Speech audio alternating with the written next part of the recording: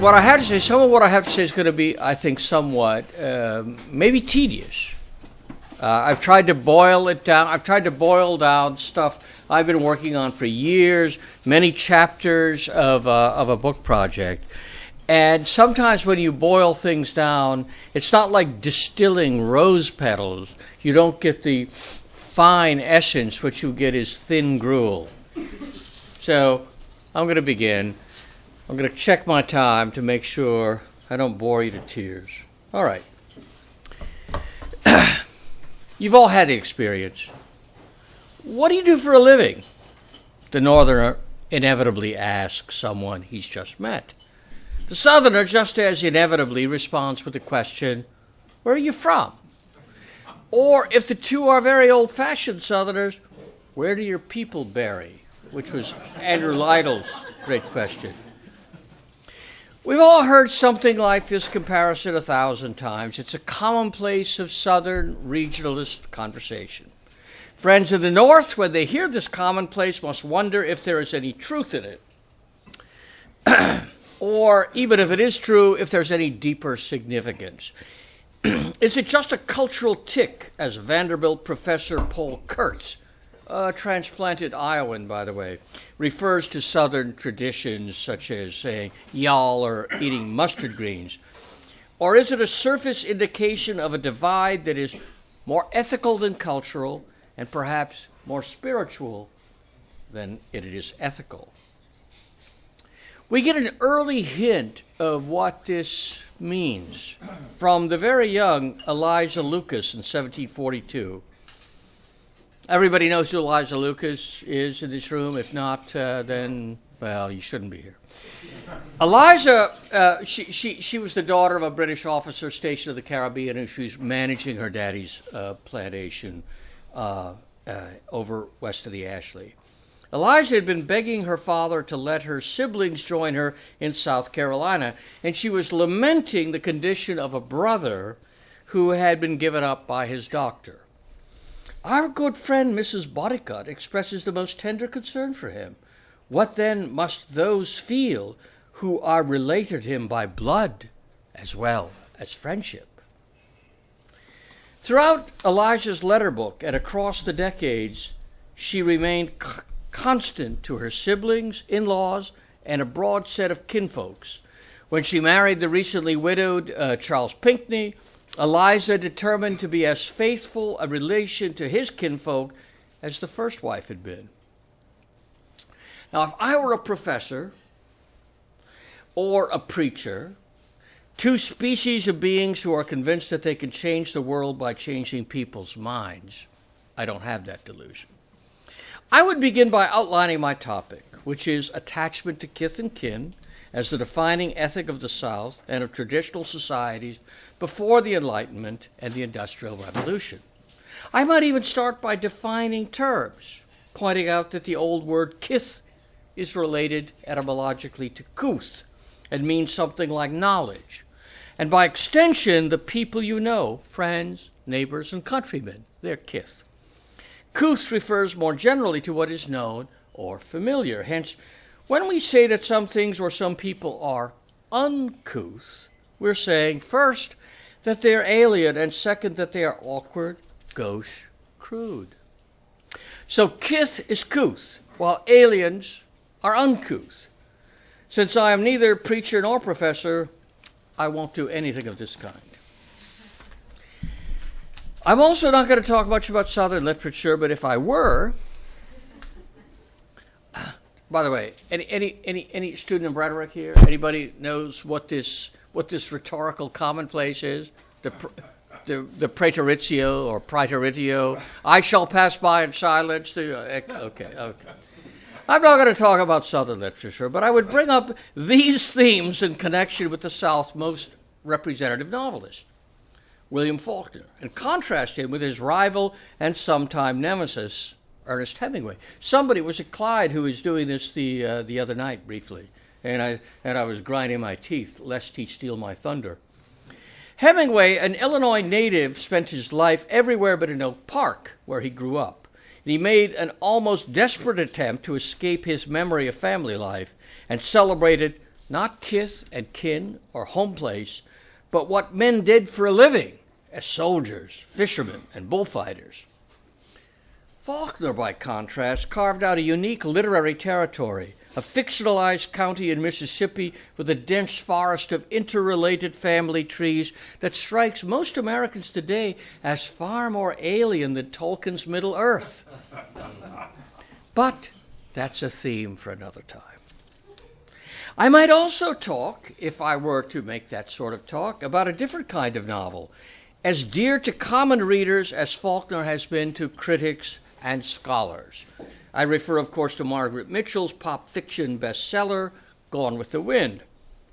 Among the most memorable passages of the novel in the movie, the blockbuster movie of 1939, made not long after the book's publication, are reflections on Kith and Kin. Wilkses and Hamiltons always marry their own cousins. Land's the only thing that matters, the only thing that lasts. Before finally embarking on my subject, I want to make one last prefatory observation, this designed primarily for Don Livingston and his beautiful and brilliant wife, who are philosophers. My title implies that kith and kin are ethical concepts, or at least that relations of kith and kin have an ethical component. If there were any moral philosophers here, they would quite properly stand up and denounce me for being ethically incorrect. In the philosophical mainstream of the past 400 years, moral questions have been treated in purely rational terms. Ethicists speak of universal human rights or universal duties, which are conceived of by rational men and women who then act by force of will according to their rational understanding of right and wrong and rights and duties. Conservatives, people who say they're conservative, are in fact hostiles to this liberal, revolutionary tradition that has undermined societies. They're like the hostages, people taken hostages who come to identify with the hostage takers. It's the whole conservative movement is a perfect illustration of the Stockholm Syndrome. Friendship, kinship, and motherhood are non-rational relationships. You can't figure them out. They may confer certain duties, but a mother's unreasoning and self-sacrificing love for her child is not part of human moral reality, according to the philosophers, any more than an unreasoning attachment to friends, neighbors, or place impose moral obligations. If we think for just a moment, we could never have arrived at a point where we believe that Americans have a duty to admit, protect, and nurture hostile aliens from cultures and religions that are completely opposite to our own if we took into account our duties to friends and family. So, back to Gone with the Wind. At the Wilkes' barbecue, Charles Hamilton observes that Rhett Butler looks like one of the Borgias. Scarlett, who is no great reader, asks, "I don't know them. Is he kin to them? Who are they?" Scarlett is a self-obsessed flirt, but kinship is the only way she has of relating to the world. She's hardly alone. Nor is thinking in terms of kinship a prerogative of the illiterate in Gone with the Wind. Here again, half of Atlanta was kin to or claimed kin with Melanie and India. The ramifications of cousins, double cousins, cousins-in-law, and kissing cousins were so intricate and involved that no one but a born Georgian could ever unravel them. Atlanta was far from unique in the South. Indeed, Atlanta, when compared with Charleston and Savannah, was a frontier town filled with crude individualists. Scarlett disliked Savannah and, quote, did not like the people who called on them with their airs and their traditions and their emphasis on family. South Carolina was even more obsessed than Savannah with family and kin, and Professor Laurie Grover, in her book All Our Relations, has argued that networks of siblings and extended kinfolks are at the heart of Charleston's social and political life from the earliest days of the colony. And I quote, "They not only contributed to the success and persistence of particular colonists, but also dramatically shaped economic and political life in South Carolina. Kin support proved essential to the development of early merchant firms, businesses, and plantations in and around Charleston. Even in the 18th century, the South Carolina Lowcountry and coastal Georgia were noted for the strength of kin relations at a time when such bonds were weakening in England and the more developed parts of Europe. Several reasons have been given by people who call themselves historians. One is that a high death rate and low life expectancy somewhat diminished bonds between parents and children.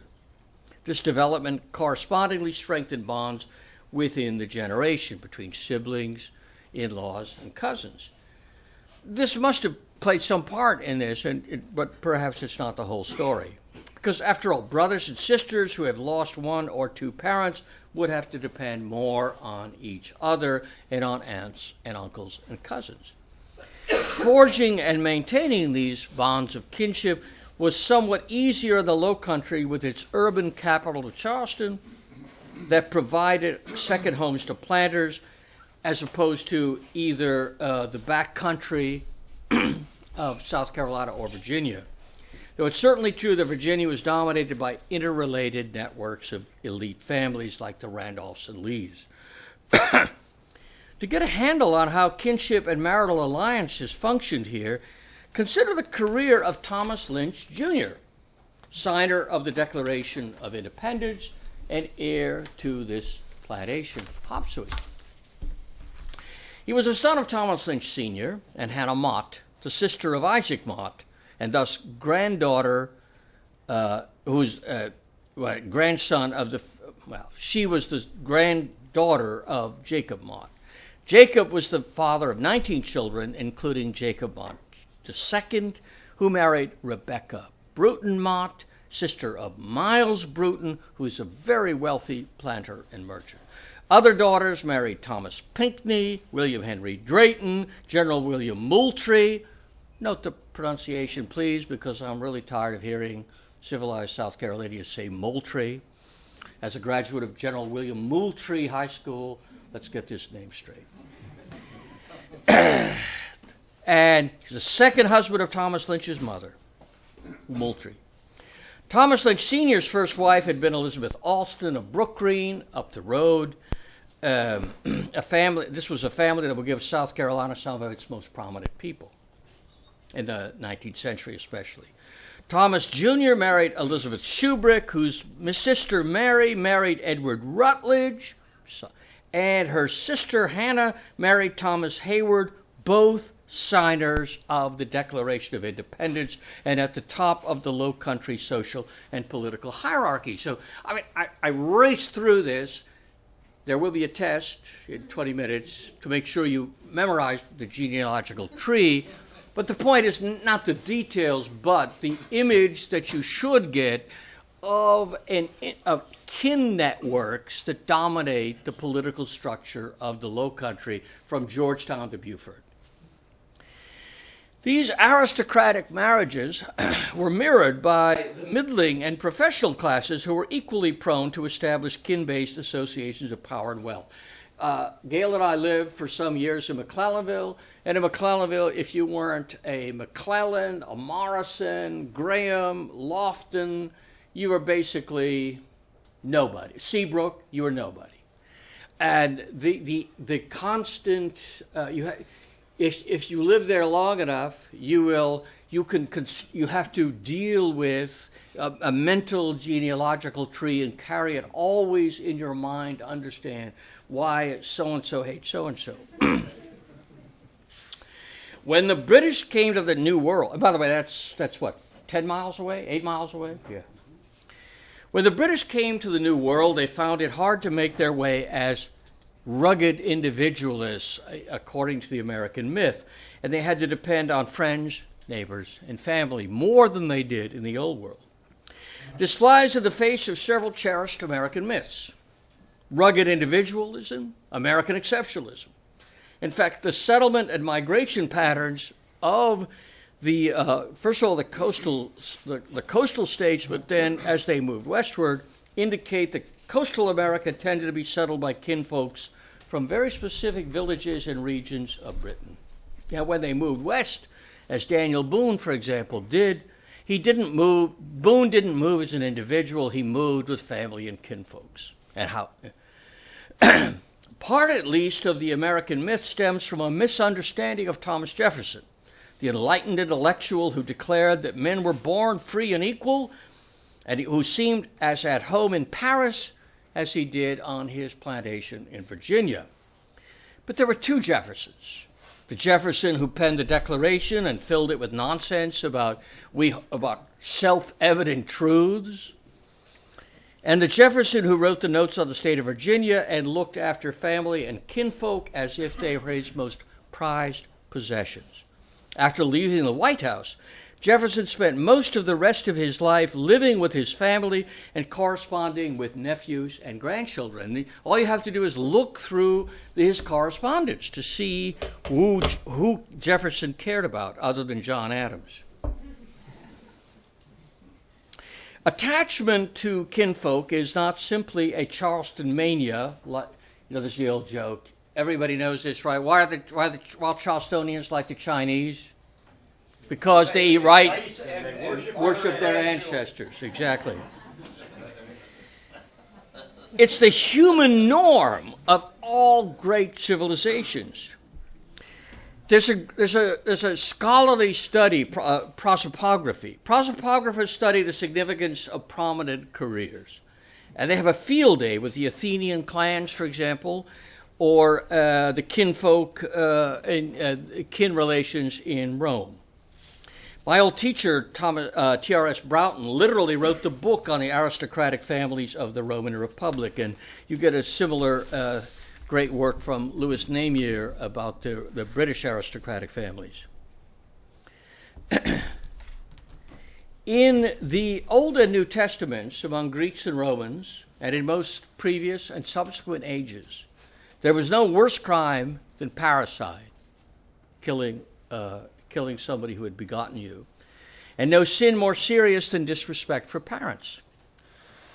Christ, Matthew 10, speaking of the persecution of the apostles that will come, says, "And the brother shall deliver up the brother to death, and the father the child, and the children shall rise up against their parents and cause them to be put to death." This is a picture, of course, a nightmare.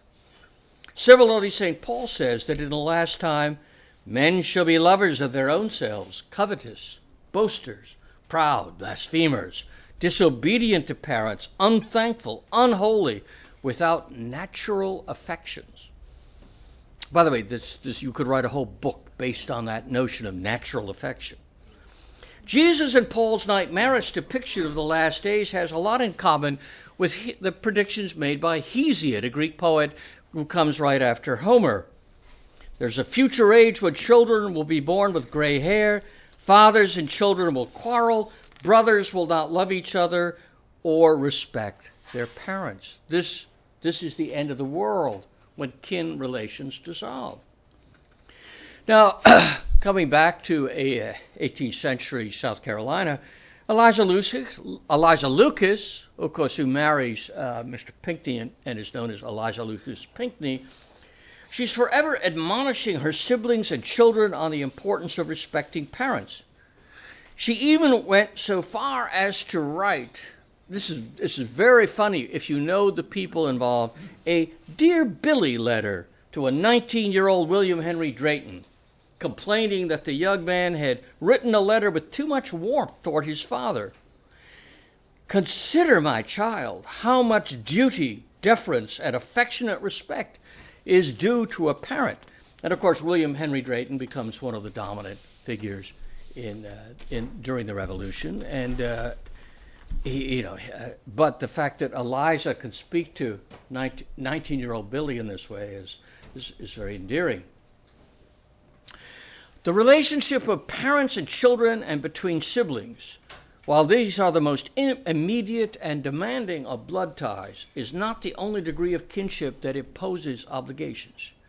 There have been many societies, not all of them primitive or non-European, in which second or third cousins enjoy the right to inherit property or find themselves subject to penalties for crimes committed by distant relatives. Kinship and its duties are not an ideal, but an essential part of humanity's survival kit. In the modern or postmodern world, though both law and mass culture have made steady inroads into the solidarity of families and kindreds, nonetheless, family reunions, Christmas letters, genealogical databases, and social networking sites are used frequently to remind even distant cousins of their connections. One way of looking at kinship is to see it as a balance sheet, a collection of pluses and minuses. The capacity to inherit property balanced by a liability for punishment. So, pluses, minuses. So I'm going to look very briefly at some of this. I think we've all had, I could see I'm losing the audience. The primary, okay, it's terrible to give an after-dinner speech. All right, I'll summarize briefly. The benefits of kinship are that it dictates to whom you can be married, so it legitimates marriage, and it, on the other hand, says who can inherit property. In most societies, you can't marry people you're vertically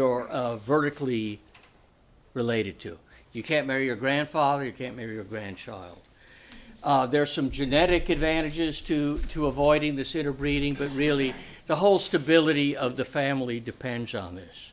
There's, Christianity developed some rather too explicit rules because they combined Roman law with Jewish law, and it ended up you couldn't even marry a sixth cousin. Now, fortunately, the Pope, for a consideration, could always give you an indulgence for this.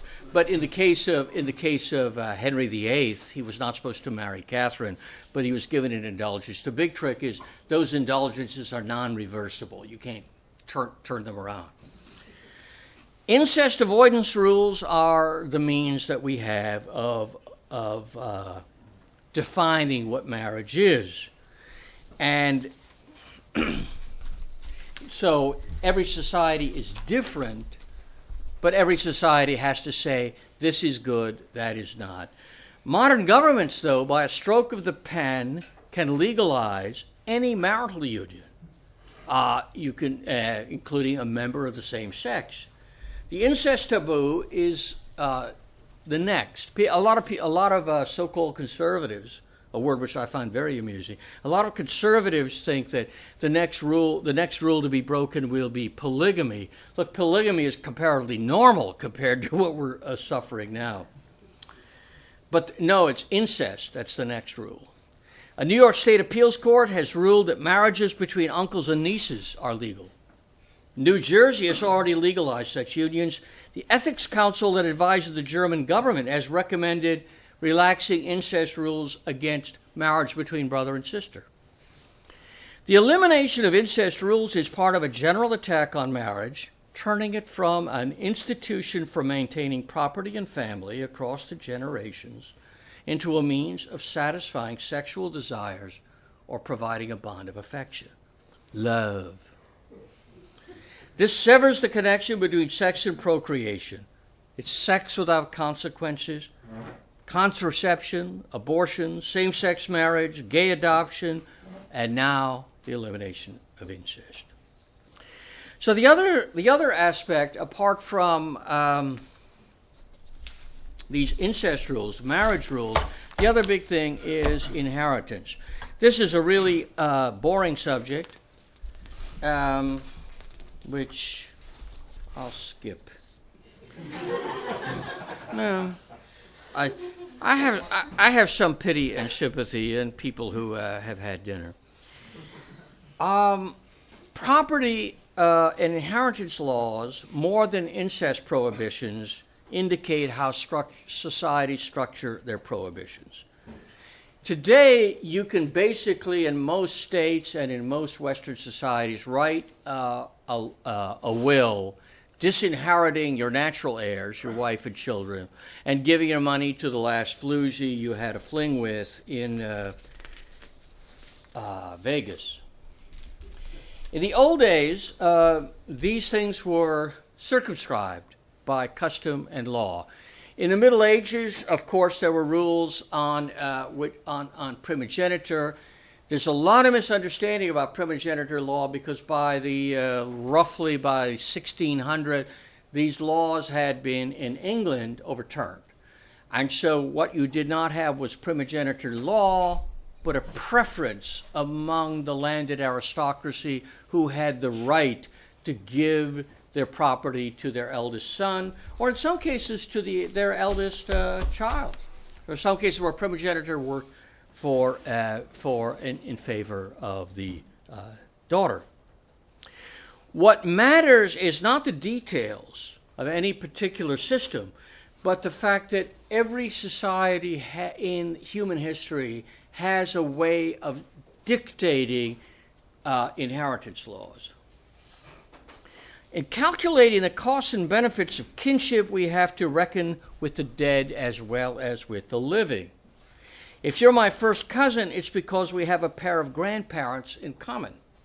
And in the ancient world, the primary duty of an heir was to make the funeral arrangements for the deceased, to tend his grave, and to carry out religious obligations. So just as there is no one ideal form of government, there is no one ideal structure of kinship and inheritance. The law is always adapted to fit changing circumstances. Well, the rule of primogeniture passed away. Nonetheless, Thomas Jefferson worked relentlessly to prevent people from being able to entail their estates to make sure it was given to the heirs they wanted.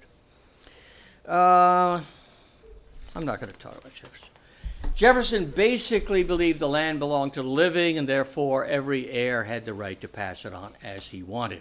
Jefferson, embedded in a network of kinship and loyalty, nonetheless did his best to undermine the legal and economic basis of those relations. The snake in the pretty grass of Jefferson's social revolution is the tendency to detach a current possessor from the entangling network of family ties. This effect would not have pleased Jefferson because, if ever there was a man in American history embedded in his family, it was Jefferson.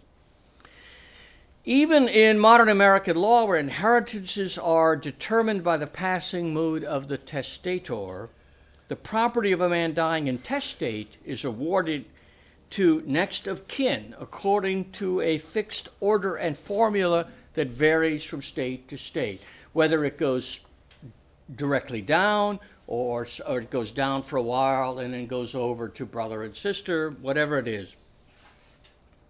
In some states, a surviving spouse splits the estate with his surviving descendants. Some, it has to go to the wife, or part of it. Far from making a family more dependent on government, these laws reinforce the traditional relationship between blood and property. Laws of intestate succession represent a legal consensus that acknowledges the propriety of the traditional pattern of inheritance that goes back to the ancient and medieval world.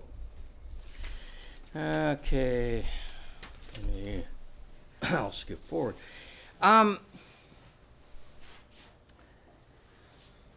The question is look, I've worked hard. I've built up an estate. Can I give it to whom I want? And to some extent, that answer is yes. But to some extent, they're ignoring the contributions made to your life by your parents and your grandparents.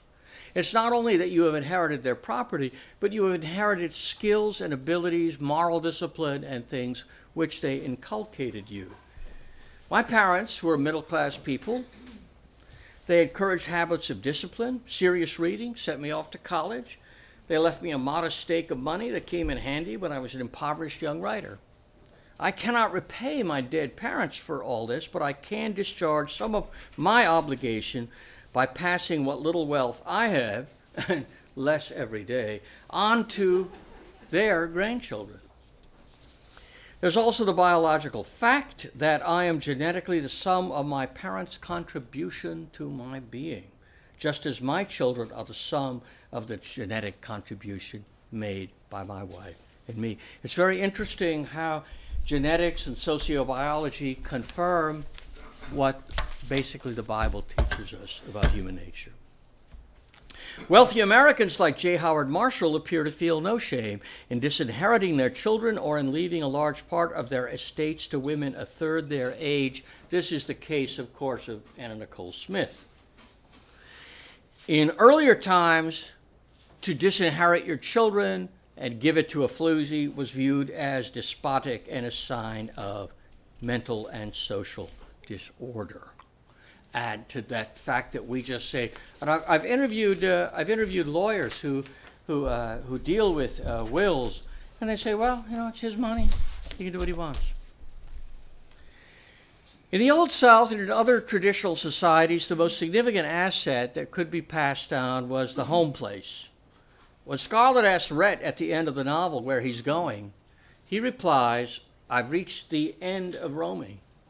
I'm 45, the age when a man begins to value some of the things he's thrown away so lightly in youth. The clannishness of families, honor and security, roots that go deep. This southern sense of roots and place and home is explicitly contrasted with the rootless North. At the Wilkes' barbecue, everyone is at home except Mrs. Calvert, a former Yankee governess who, quote, after 15 years, never seemed to belong anywhere. Home, as that great Yankee poet named after Robert E. Lee, Robert Frost, observed, is a focus of sentiment, the place where when you have to go there, they have to take you in, the place somehow you don't have to deserve.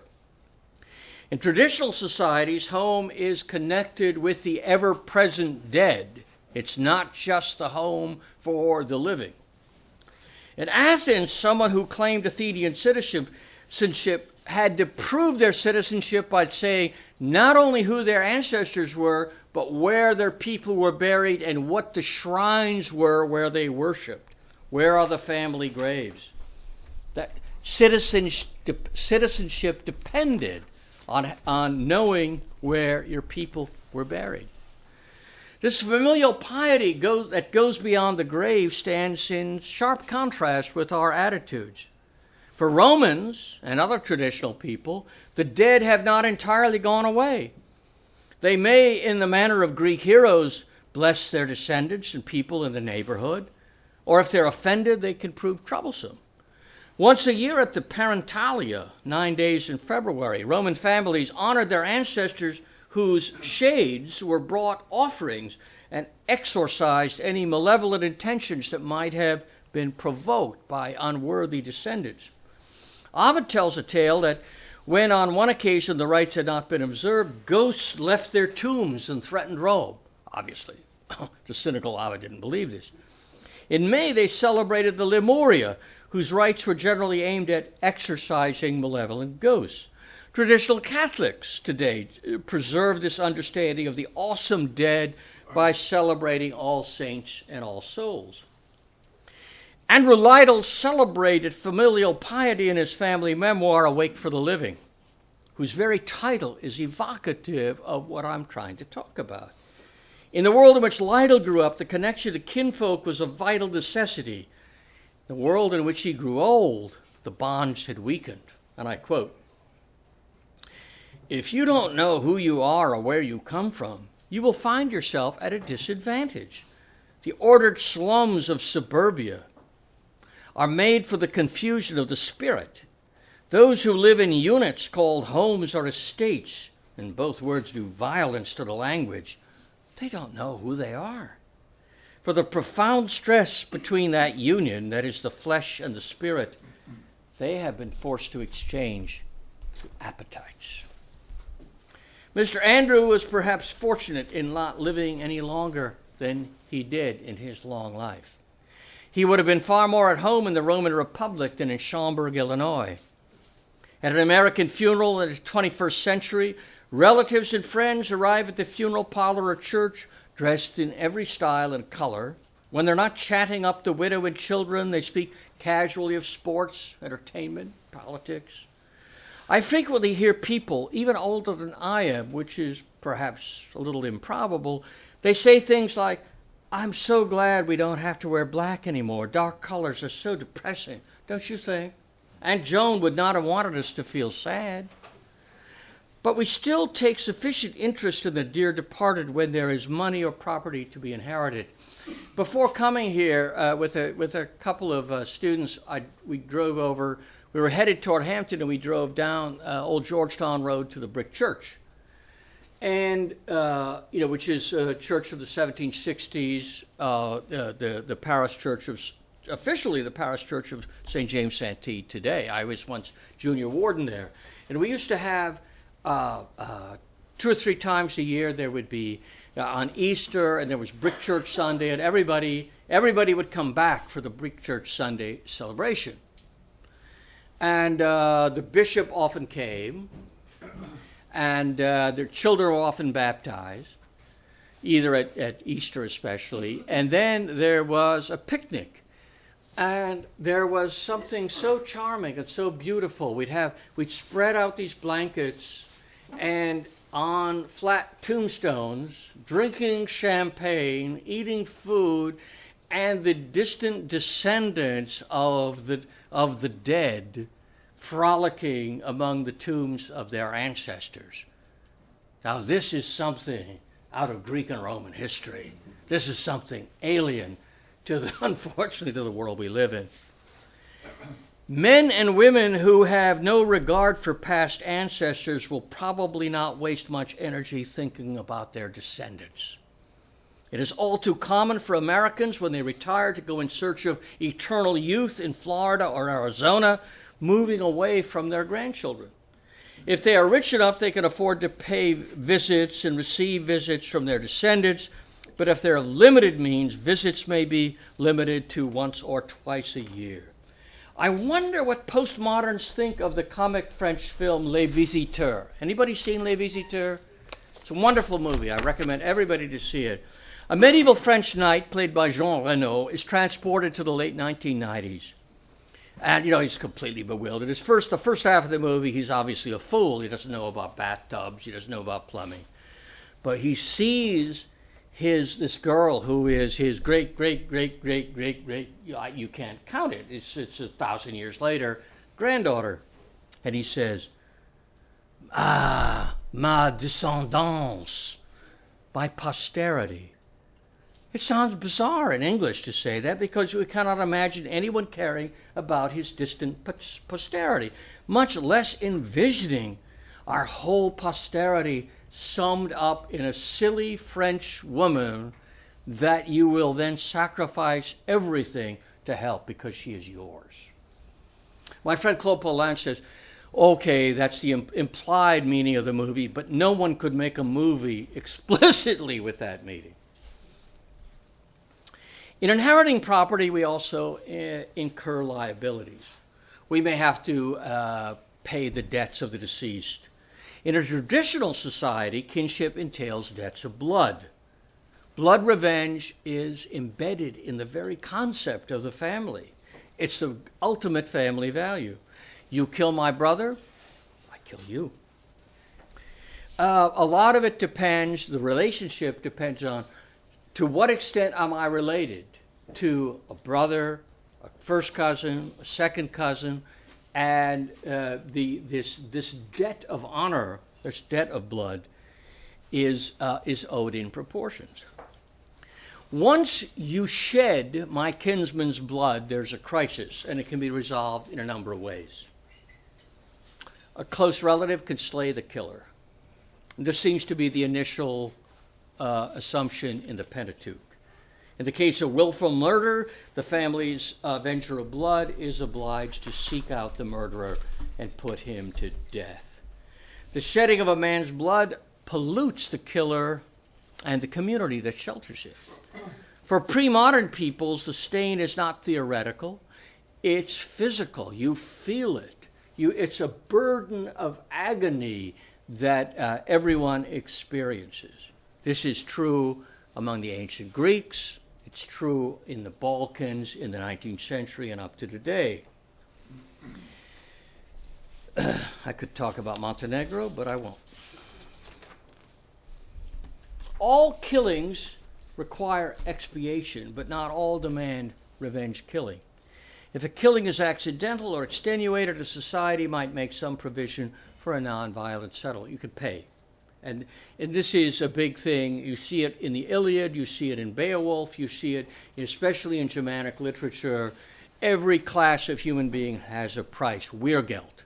Every class, whether slave, servant, going up and down, has a price. If a dispute for blood cannot be settled, the two sets of kinfolks are at feud in a state of war. If arbitration fails, a family's only recourse is blood. It has been argued that feuds are distinguishable from war because the feud can be settled by arbitration, but European warfare has always been a question of rules in warfare. To appreciate the horrors of real war, of total war, war to the knife, the civilized world had to wait until the enlightened regimes of Abraham Lincoln, Woodrow Wilson, Franklin Roosevelt, Adolf Hitler, and George W. Bush. Of the American feuds known to history, nearly all are in the South or Southwest. The 30-year Sutton-Taylor feud in Texas, the Hatfield-McCoy feud of West Virginia, were partly fueled by animosities of the Civil War and the ensuing political struggles, and perhaps the most widespread, complex, and horrifying feud was the very intricate set of killings and cross-killings and revenge killings that marked the Kansas-Missouri border war, which starts basically with the Missouri Compromise problem and ends with the acquittal of Frank James, which is a long way. By the way, Frank James was guilty.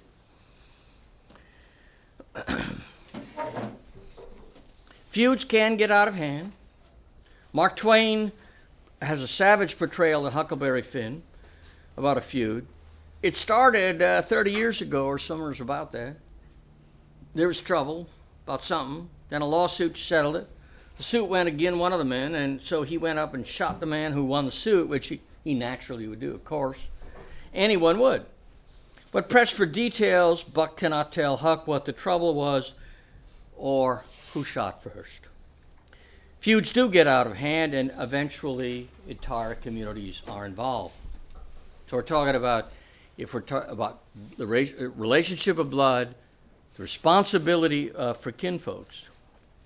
Friends and neighbors, under the circumstances, can only long for the law and order which is provided by subtle government. But the principles behind the feud, that vengeance for blood is a divinely sanctioned foundation for law and order, has never lost its relevance. Vengeance is mine, saith the Lord, is not a condemnation of revenge, but a divine seal of approval on the power given to legitimate government whose job is to execute vengeance on killers. If rulers fail to protect their people, to execute criminals, defend their borders, then the right of vendetta reverts to the kinfolk. That's all there is. The only debts, collective debts owed by kinfolk are not simply blood. In ancient Athens, if you inherited a state, you also inherited all the responsibilities for it.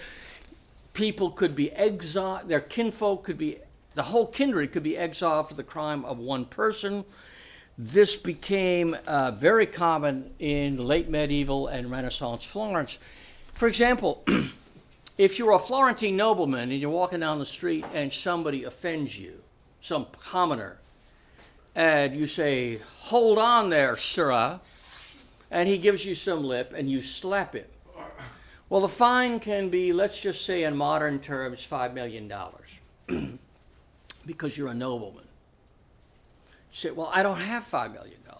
Well, how much you got? Well, I got maybe $500,000. Well, you got brothers. Well, the brothers and father and children, they can get up to $1 million. Well, what about your first cousins? What about your uncles? Eventually, the whole family, up to like the third degree, can't come up with the money. You're gone. You are prescribed. You cannot live in Florence. Now, Florence is not a savage place. Florence is one of the places from which we derive our civilization.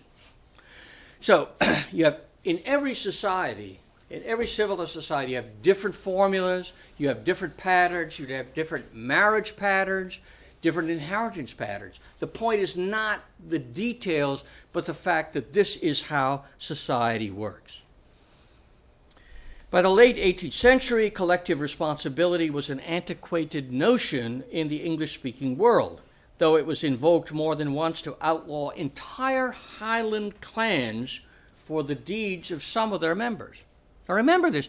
See, we think, oh, well, this is gone, belongs to the Middle Ages.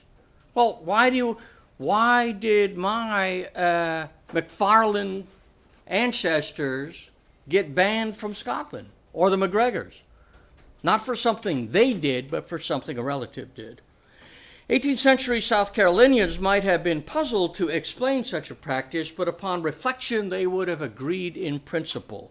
Eliza Lucas, when her soon-to-be famous sons were studying in England, explained that what they might regard as a youthful indiscretion would turn out to harm the entire family. What you do as an individual doesn't just reflect on you, it reflects on your family. She says, though you are very young, you must know that the welfare of a whole family depends in great measure on the progress that you make here.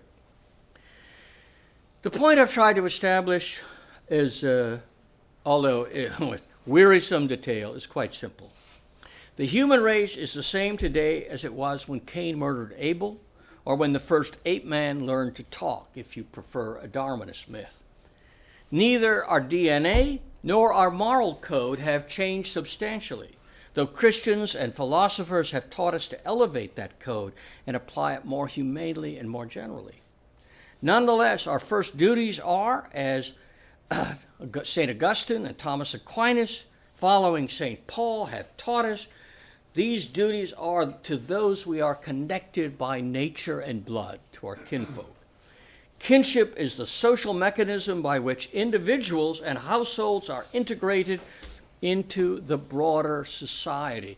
Individuals don't belong to a commonwealth. We are integrated into the commonwealth from our family and kinfolk.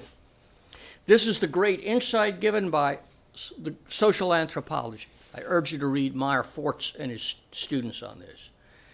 If we refuse to rear our children, take care of our aged parents, or assist our cousins when they're in trouble, we are estranged from everything that really matters in human life, and no government can fill the void or reconnect us. We are truly, to borrow a title from Walker Percy, who would have turned 100 years old in May, we are truly lost in this cosmos. There's only one way back to sanity, and it does not lie with social experiments or legislation. We have to begin to live again as human beings and as Christians, maintaining the bonds of kinship and charity. The South was among the last parts of European Christendom to maintain these traditions, and it is only the South that can serve as a model to America and to the entire West.